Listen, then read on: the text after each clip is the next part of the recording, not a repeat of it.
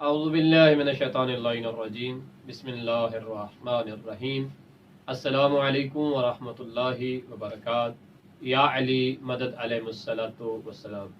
آج کا جو فقہی سوال ہے وہ کچھ اس طرح سے ہے کہ اگر کوئی شخص خمس ادا نہیں کرتا تو کیا اس کے گھر نماز پڑھی جا سکتی ہے؟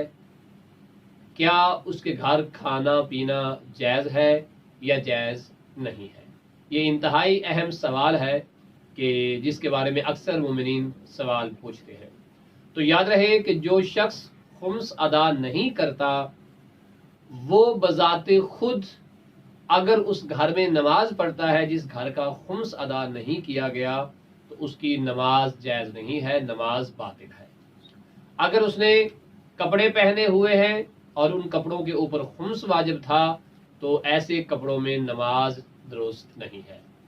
اب آیا باہر سے کوئی شخص اس کے جو فیملی ممبر ہیں مثلا کزن ہیں یا دیگر خاندان کے افراد ہیں جو اس کے گھر آئیں اور کھانا کھاتے ہیں تو کیا ان کا کھانا جائز ہے یا نہیں؟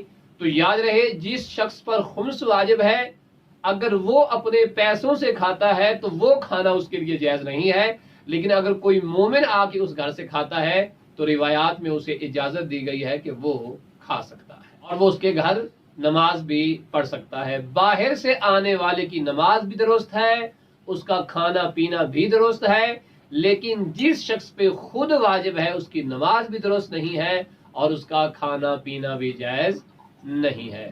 لہٰذا پروردگار ہمیں علم و عمل کے ساتھ ساتھ خمس ادا کرنے کی توفیق عطا فرمائے۔